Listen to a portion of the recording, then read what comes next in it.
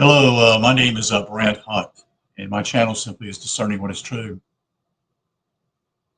So I wanted to share something here. It's called the five main core wounds. Someone has let me know about this. Core wounds subtle shape our adult identity, relationships, and inner voice. The first step in healing is awareness, recognizing which of these wounds most resonates with your lived experience. And so the five of them are, this would be what you felt as a child, and the sense of basically not understanding what's going on as a child, but you knew something was wrong, you see, um, and how you were treated. So the first one is called rejection, feeling unwanted or not accepted for who you are. Manifests as the need to prove one's worth, often by being overly visible or withdrawing. Number two is abandonment, the fear of being left alone or unsupported. Manifests as dependence on others, a strong desire for attention or a avoidance of closeness. Humiliation, the feeling of being shamed, belittled, or made to feel small. Manifests as a tendency to overgive, people please, or become misogynist to avoid feeling degraded. Betrayal, lied to, or having trust broken. Manifests as the need to control situations and people to prevent future betrayals. Five, injustice, the belief that life or others are unfair, leading to resentment and emotional overreaction. Manifests as a strong sense of right and wrong, a critical nature, and difficulty accepting perceived unfairness. There are other variations here that can be invisible, that is not seen, over responsibility, powerlessness, comparison slash never enough, or hyper independence.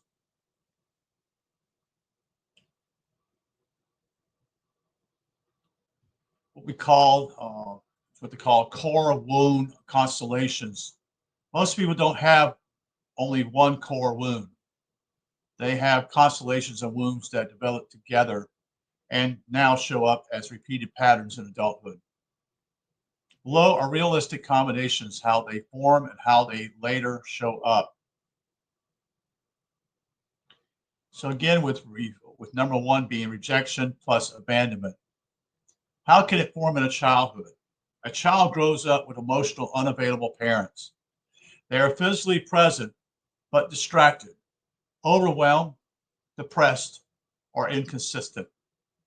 The child learns, when I express myself, I'm not really met. In other words, a sense of rejection. Also, the child learns connection isn't reliable. So it's a sense of abandonment. Sometimes this happens even in, quote, good, end quote, homes where basic needs are met, but emotional attunement is missing. So what this person is saying, yeah, you get your food on the table, you got a bed, you got a place to be by yourself, whatever you want to call it, maybe with your siblings. You may have even a separate room compared to maybe your sister or brother. But you get food on the table. It's hot food. It tastes good. Such and such. Your needs met there. But there's just a sense something's not right. So how does it show up later? Well, it shows up in fear of being too much, or it's people pleasing mixed with emotional withdrawal, or it's the difficulty trusting that relationship will last, or it's just simply pushing people away before they can leave.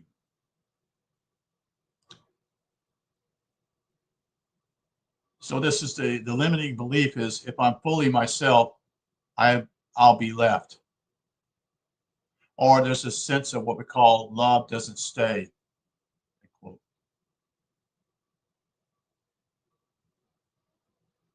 So that is the rejection plus abandonment.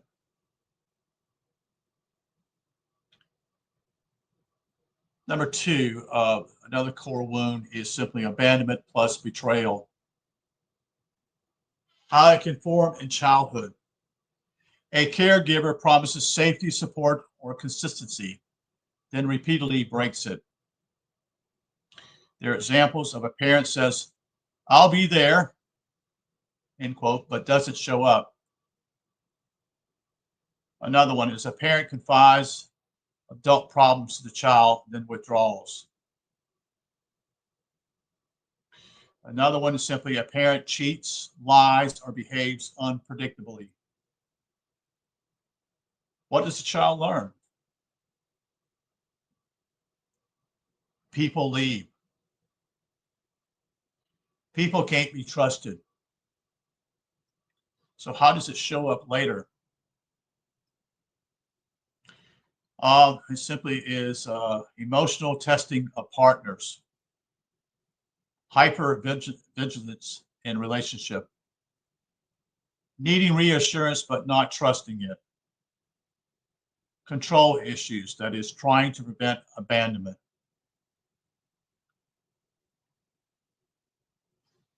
The limiting beliefs are simply is if I don't stay alert, I will be hurt. Another one simply is trust is dangerous. The third one simply is love doesn't stay.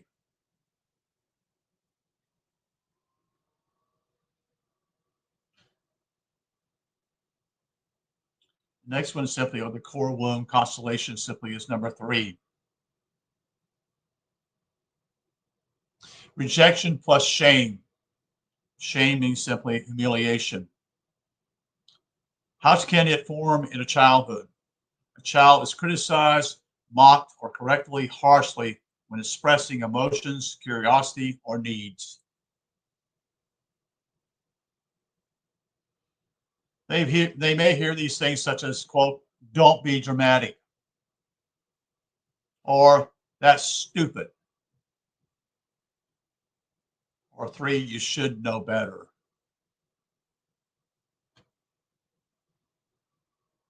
And so the child internalizes this thing, this whole what's being told, will say to itself, something about me is wrong.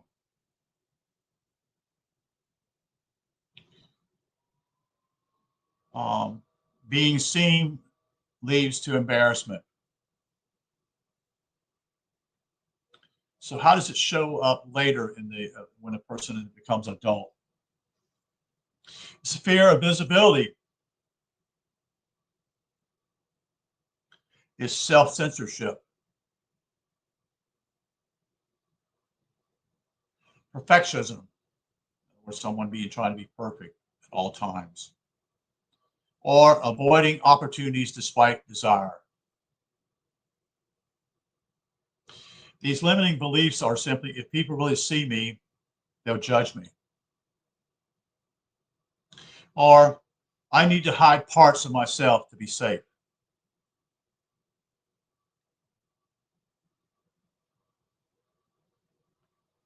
Core wound constellations.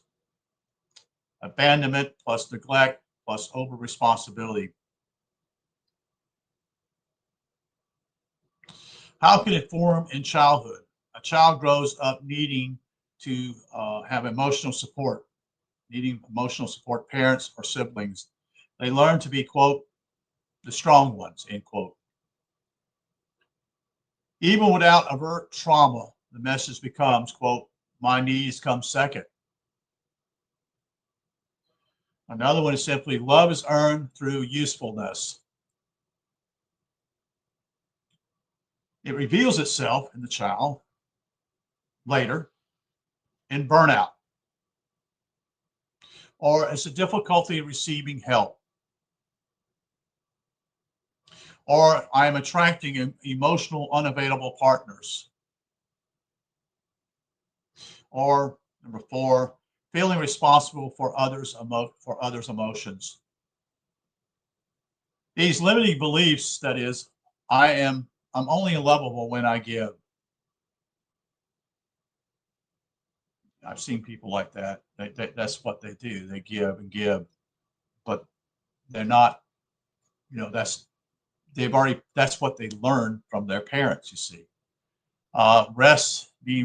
resting is unsafe. Or the third one here, I need to hide parts of myself to be safe. You just think about these things, okay? This is critical for people to understand, for all of us, because all of us have been something's happened to us as children, so to speak. You see. The next one simply is coral wound constellations, number 5 here. Control, meaning injustice or rejection. How it can form in childhood. A highly structured, rigid, or emotional cold environment where love is conditional or performance or behavior. In other words, if we don't love you for who you are, we love you for what you do. You see, um, and or either you've got to do certain things and then we'll give you a hug, that type of thing. It's conditional. You see, the child doesn't get hugged uh, or even told good things unless that child does something good. So what it is a condition. The child adapts to be quote unquote become hyper independent. Becomes also suppressing its emotions, and it also simply is valuing logic over feelings. How does it show up later? Well, it shows up simply as difficulty in surrendering or trusting life. It also reveals an emotional shutdown under stress. There's a struggle also with intimacy. Or this is the other one simply is you got to have everything together. In other words, you got to have all your marbles in the right place, so to speak. Um, the limiting belief simply is that uh, if I reveal my feelings, it makes me weak. Or I must control the outcome in order to be safe. If someone's going to be my friend. Number 6, these are all valuable because we need to see these things in ourselves, so to speak, because we all, in a lot of ways, didn't get what we thought we were going to get. We know that our parents weren't perfect. And it's even worse when you think about parents who are separated, you see. So this was simply shame plus abandonment plus desire for approval. How can it form in a particular child? A child receives inconsistent affection and learns love is unpredictable. 2, they try to secure connections by, being good, helpful, or trying to be impressive. Maybe what we call a good little boy, you see. Um, in other words, longing for what I call love or valuation, so to speak, to be valuable in some ways. We do this as children. We'll help our mom around such and such as a child, such and such, or even our dad, such and such. The child wants to do that to his parents in some ways. But if the child is in some ways scolded or whatever in this situation, is going to see something's not right.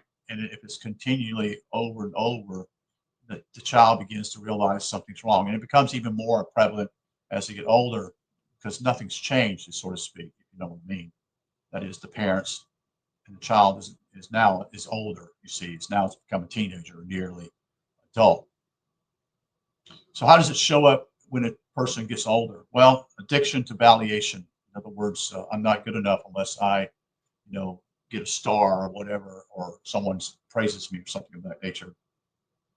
There's a fear of disappointing others, letting them down.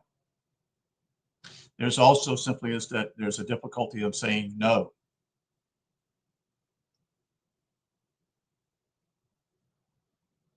The last one simply is to deal with what we call losing self in relationships. So the beliefs that are simply, I have to earn love. In other words, it's a job, it's a work. I've got to do this, I've got to perform, so to speak, when you're not really your true self. If I disappoint people, well, I'll be alone, you see. So there's a feeling, that's a feeling of being alone, you see. So why does this matter?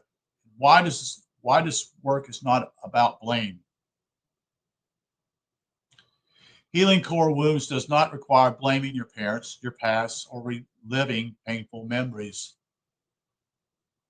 What matters is this, that is, what patterns are active now within you, that is, and what reactions, that is, what happens repeats despite your conscious intentions. In other words, your reactions, how you act in a certain situation. Or the idea of self-sabotage. This self-sabotage, this is what you tell yourself within yourself. I'm not good enough. I got to get better. I've got to improve myself here. I got to be better. See, so now you're almost in a way of trying to be perfected. See, you're not allowed to be. You're not allowed to fail. Okay. And you also self-knowledge when you know better. In other words, you know better, but yet you've already built these particular thoughts within your head. You see, you're thinking this way as you were sabotaging yourself. You're beating yourself up. You feel inferior, so to speak. The core wounds, because they create energetic. So we work with core wounds because they create energetic blocks.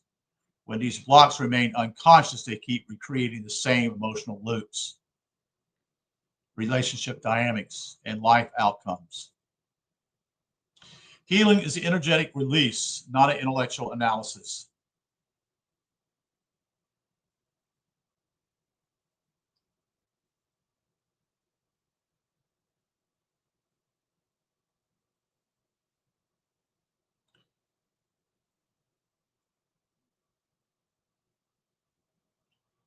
My own main core wound of rejection, the belief that I wasn't lovable just as I was created in multiple intertwined expressions.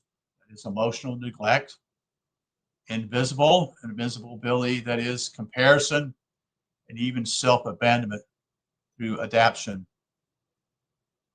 Around it also lived traces of abandonment, humiliation, and injustice, shaping how I saw myself and others. So how did it take place? Well, I grew up in a family environment that held both love and emotional complexity. Each of us was navigating life with the tools, awareness, and emotional capacity we had at the time. And I'm not going to go too much more into this, but I just want to share this, kind of information. But, you know, um, boys tend to be closer to their moms. Okay.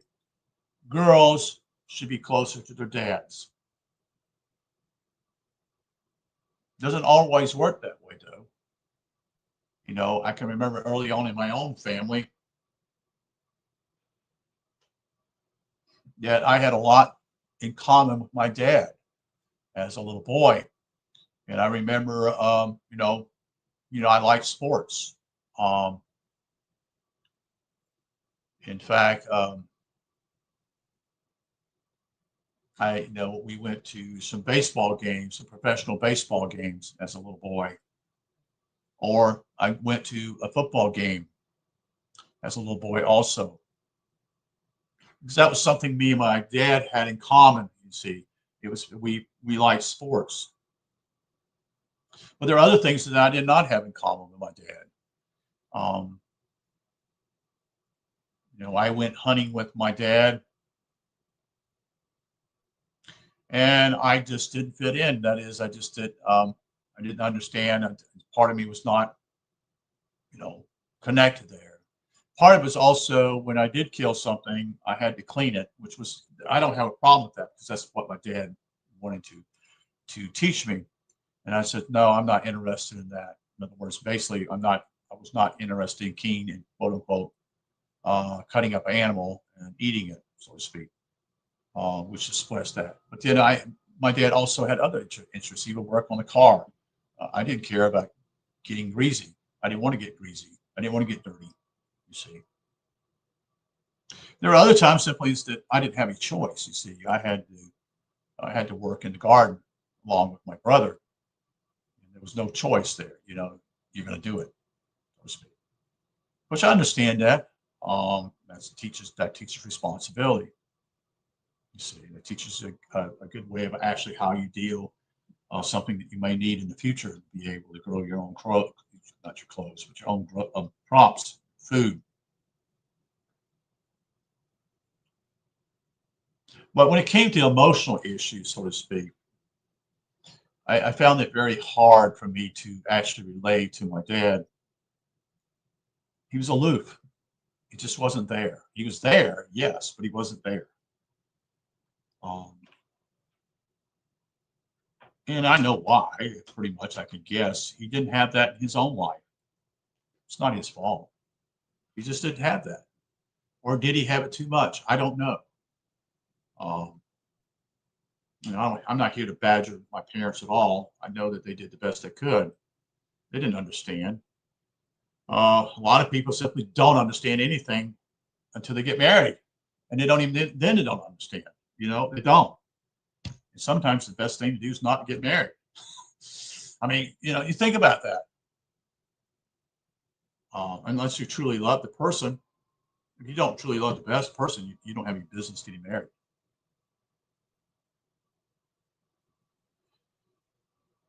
We're seeing a phenomenon today, not with people now younger than me, and this is a different phenomenon. I don't know if this person's going to go into talking about this or whatever, but the phenomenon simply is that men are not interested in women anymore.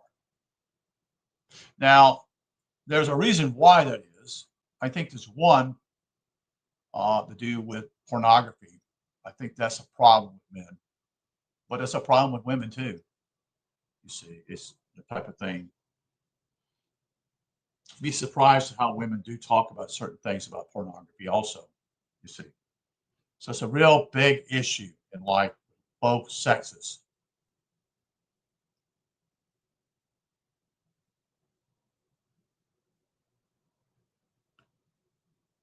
Um, I knew that I basically could communicate with my mom about a lot of things that I couldn't do with my dad.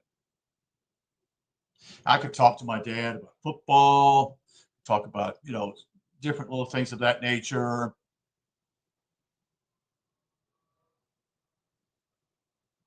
I noticed simply is that my father didn't know how to express himself emotionally.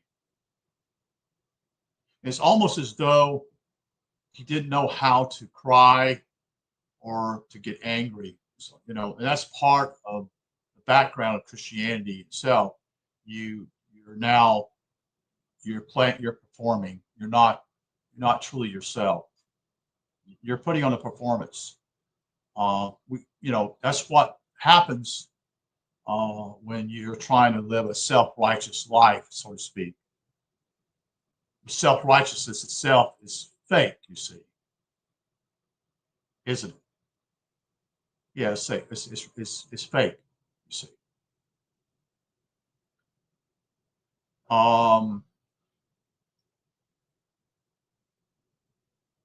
I don't recall many times my dad getting me hugs and such. So he was very standoffish, and it's okay.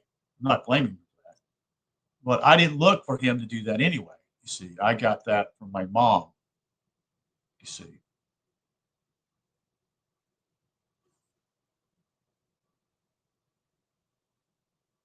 that's what's critical. So I think a lot of times simply is that I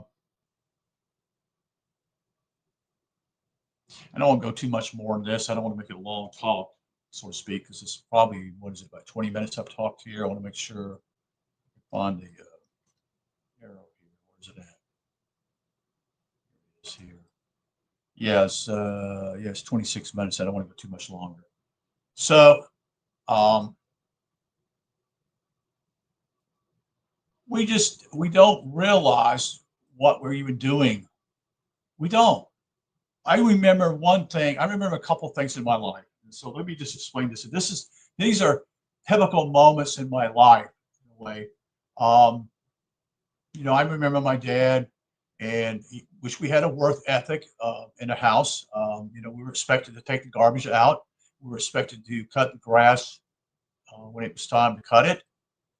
There was no arguing, which there wasn't.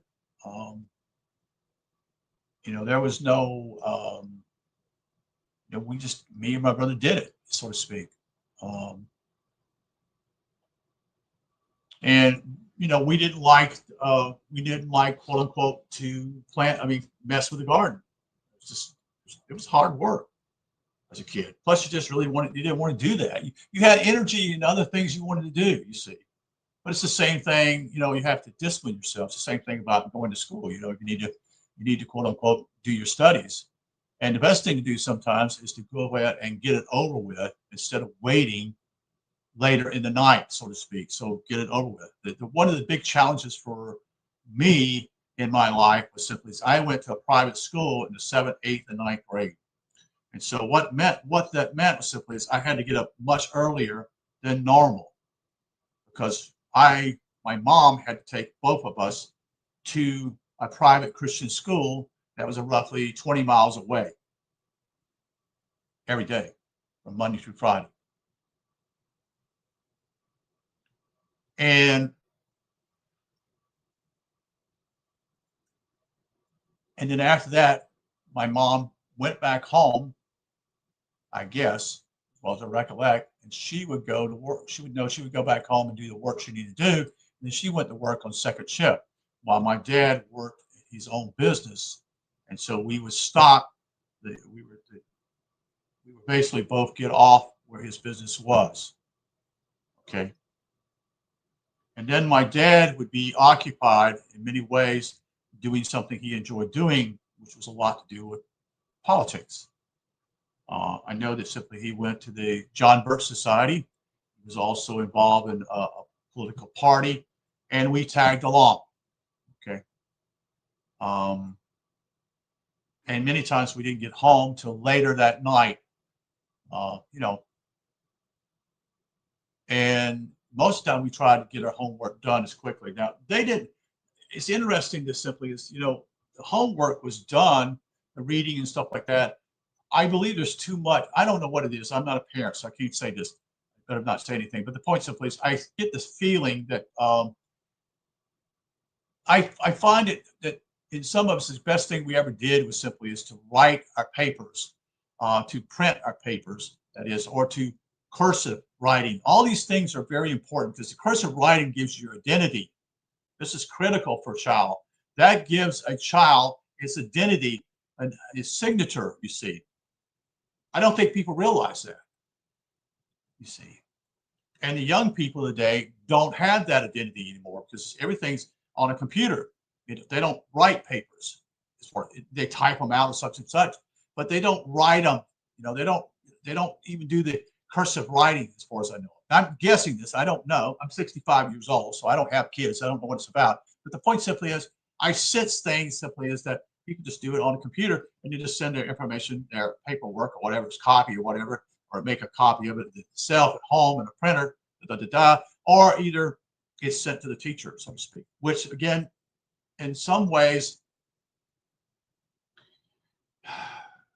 I remember it though. I remember my dad trying to help me with math. Okay, and he tried his best, and eventually, in this private school, I was struggling with math, and so I was taken to the teacher's house on a Saturday to learn how to do what I need to do. In other words, I got extra time to teach me how to do the math problems at that point. Okay, this was been, as far as I know, this was in the seventh grade. Now, you know, I did really well in public school, but when I went to private school, I struggled. So what happened? Well, in the private school, there was much more heavier learning than there was in public school. And that was in the 70s. That's in the 60s and 70s. So when I went to private school in the seventh grade, eighth, and ninth, the ninth grade, I never had that problem. In the eighth grade, I had a little bit of struggles, but the seventh grade was a big time problem for me because I was making the change from going into there compared to my first 6 years being in public school. Okay. And so there was a lot more demanded of me, such and such. Also, this class that I was in, that is it was the seventh grader, but it was also the eighth graders. So there were two classes, there were two different grade people. So there's the seventh graders that are on one side of the classroom and the eighth graders on the other side. Okay. So each has got their own, you know, curriculum that they need to be studying or reading, whatever, so to speak, which didn't really cause a whole lot of problems as far as I recollect. In fact, I went back and looked at my yearbook. A classroom yearbook, so to speak, long ago. It's a little thin piece of paper, so to speak, and the pictures and stuff like that. And I'd forgotten about that. I forgotten that basically there were two classes together. And, you know, there was roughly 10 people in each class. Okay. So you couldn't hide. You really couldn't hide. Okay. So if you made a mistake, everybody in the classroom pretty much knew it. Okay. Um, and that didn't bother me that much. But the point simply is, it was a lot. It just is compared to what I was in public school. There was roughly, I don't know, we're talking maybe 18 to 20 kids in the classroom, maybe a little bit more, maybe a little less, roughly in that age group, such and such. And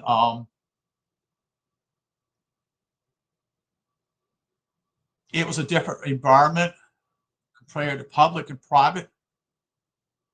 And so when I went back to public, from, you know, I went 3 years, 7th, 8th, 9th grade, and then I entered back into high school in the 10th, 11th, and 12th grade. In the first year of the 10th grade, I couldn't handle it. What I mean by couldn't handle it, I didn't know anybody. You know, I moved to another state of the union, and what that meant simply is that there were, well, people are smoking on campus. Well, we didn't do that. And I heard words I never heard in my whole life, like "fuck you," you know, or "you're a son of a bitch." You know, that was in a private school. That didn't take place, or it did. You're in trouble. Okay, so I remember also. I don't recall except one time, and I'll say this something, and I'll make this very clear. In the second grade, I recall a teacher who I got in trouble for, a girl who was in front of me, as well as I recollect. She wanted to keep talking to me, such and such, and or me doing the other thing. I can't blame the girl, maybe me, okay? But I got in trouble for that. I got a paddling. I also somehow got in trouble, and this is far worse. I don't recommend it. Okay, I can handle the paddling, but don't put me in front of this. Don't put me in front of the room and put a dunce hat on me. You see, that's degrading a child. You see, I'll take the paddling every day of the week, so to speak, but don't you put the dunce hat, because I was sitting up in front of them. You see, and I remember also in private school, I will not do this. You have to get up on the. I think maybe I don't know if they do that. I don't think they don't do that now, but I know that simply was I was in school at that point. But I will not talk such and such, da da da, and I would have to do it, you know, so many times as the teacher's still there after school, or whatever.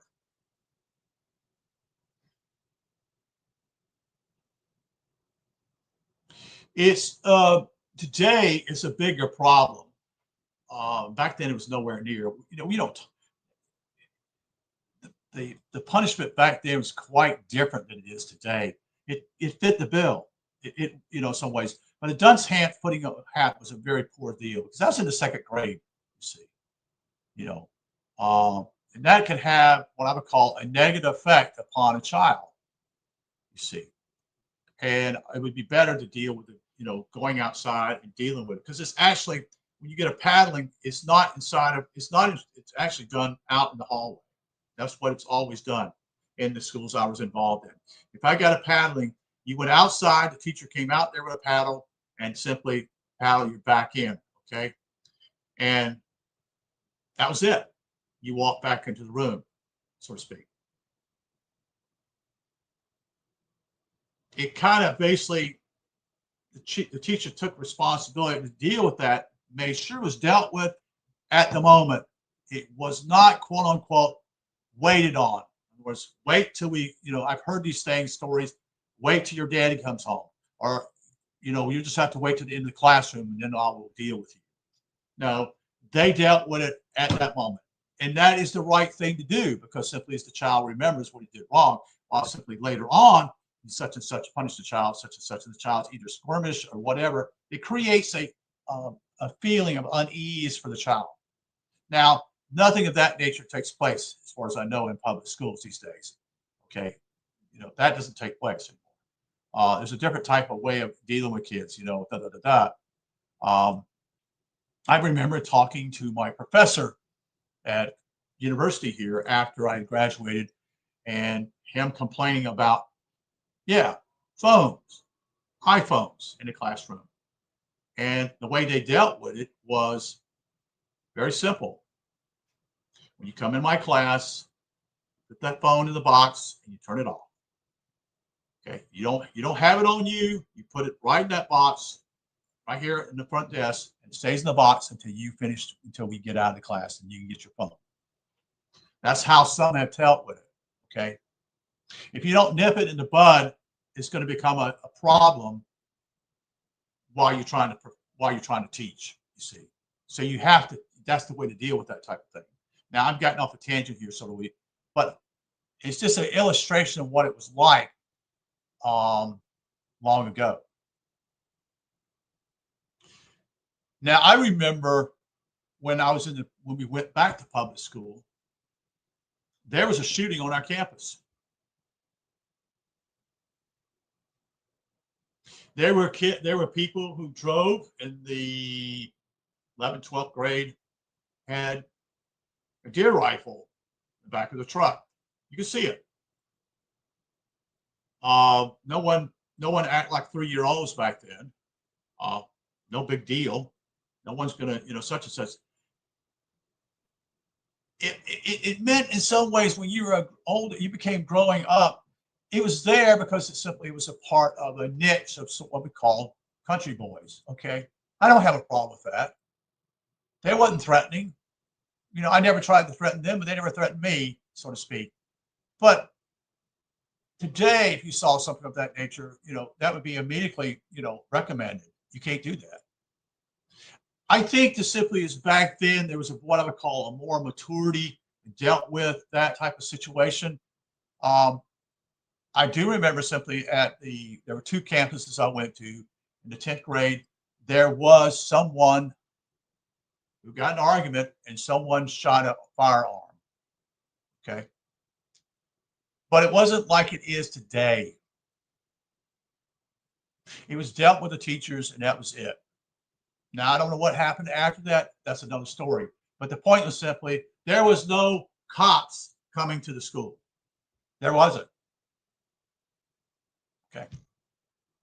So sometimes what you do, the bigger you make this whole deal, you actually explode it more. You see, now you may disagree with me, but something of that nature happens simply. Sometimes people do things of this nature to get attention.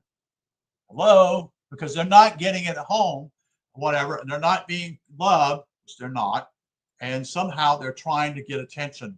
And they're going to do this any way they can, as though that's a way of them feeling love, when in reality it's not. But they don't know that. You see, it's a learned position, so to speak. So that's just just what I want to share. I don't want to go too much more. But I wanted to share this stuff because simply is I'm older and I see what's going on, and I see simply is that the policeman comes here, shows up, and turn on the sirens or whatever. It's really not. It's in some ways it's overdone. Okay, but it's a different world. Okay, so it's a different world. What do you mean? It was a different world for us in the 70s. And we didn't go acting like we didn't go out and do stupid stuff because our parents, in some ways, tried to teach responsibility and grow up. You know, it was also a big responsibility learning how to drive a car. This wasn't something that you accept. There was no such thing as phones in the car and all this stuff. It was nothing of that nature. So anyway, just thought to share this video tonight. Again, the 5 main core wounds is what I'm talking about.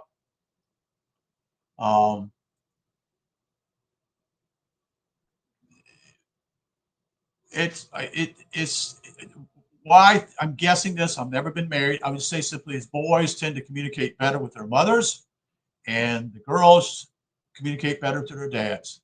And that's the way it should be. Now, the problem is that going on today anymore? I don't know. I'm not, I'm not married or anything of that nature. But I just wonder simply is that with that type of thinking, that teaches the boy to know how to respect not only his mother, his mom, but also how he respect his girlfriend or his wife to be, or his, that's what happens. The same thing with the girl. Learns how to teach with her dad, and also simply is how to react and be working with her husband, so to speak. You see, we've lost those things. It's been lost, and once you lose it, it's almost impossible to get it back. But I know that families today simply have kids for the sake of quote unquote just having more kids. I was at a place over 2 or 3 months ago talking about that, and it was about a particular group of people, and it was a different color skin, and the point simply was, it's a problem. It's a big problem because there's no daddy around. See, no daddy, and so the mommy can't be the daddy and the mom. Sorry, it just doesn't work. So. Anyway, thank you for being with me, talking with me, or sharing with you. It's been about 40 minutes. I didn't realize how long it was.